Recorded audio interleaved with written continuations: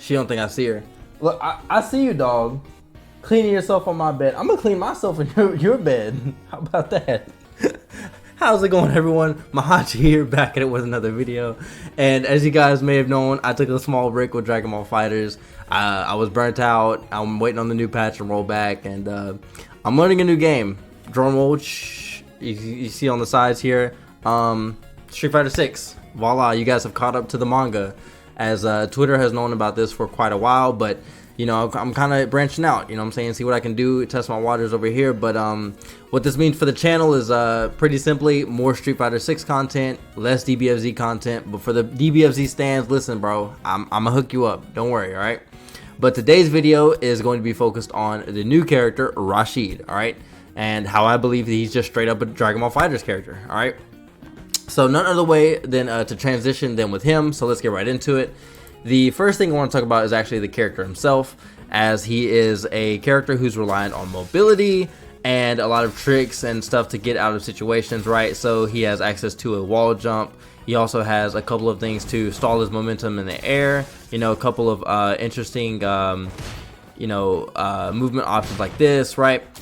And the thing that we're going to focus on right now is the fact that he just straight up has a dash. All right, not just a regular dash, but a run. All right, and if any of you are privy with Dragon Ball FighterZ, you'll know that every character in that game just straight up can run, right?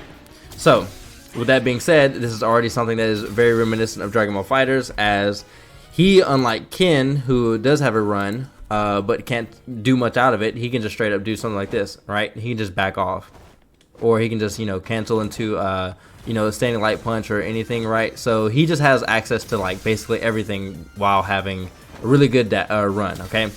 So that's the first thing, all right? Second thing I want to talk about is his forward heavy punch, all right? Now, tell me if you've seen this before. All right? This is just straight up a 6M. Like, I don't know to tell you guys, but this is just straight up a 6M, all right? It's 22 frame startup.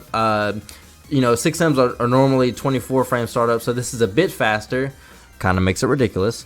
And it's also -3 on block, all right? -3 is not what a 6M is, but you guys can gotta get the point. This is an overhead that is around 24 frames with -3, so it's safe, right?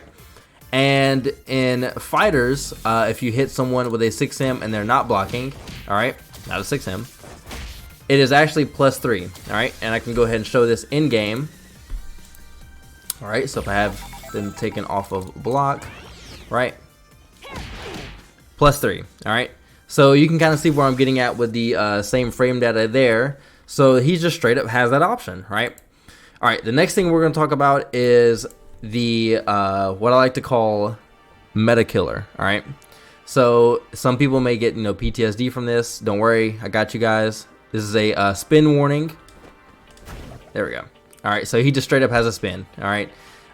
Everyone and their mom has seen this in Dragon Ball FighterZ, and I've actually made a case to show here that this actually does vacuum, all right? Not this in particular spin, but the one that we're going to show, all right? This actually vacuums, all right? It tracks, basically. So this is very reminiscent of none other than Lab Coat herself, all right? Many people would know her for having this spin that is ridiculous. And of course, this one as well. So these are both, you know, sort of her main tools of demolishing the opponent. And Rashid has the very same thing. He doesn't have, you know, quite as effective as a spin, but he still has them. This one is mainly for, you know, doing his anti-airs. This one also has a good angle too. And this one is more just as a block string ender to keep yourself safe, or, you know, to sort of space yourself out from your opponent. And he also has a EX version that goes pretty far too.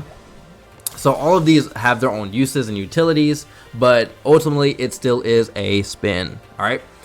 Now the next one that we're going to talk about is my favorite. So everyone has probably seen this in Dragon Ball FighterZ before, but all right. Does this look familiar to you at all? All right. Okay. I'm gonna, you know, kind of put this in perspective for you guys of why I'm bringing this up, because none other than, all right,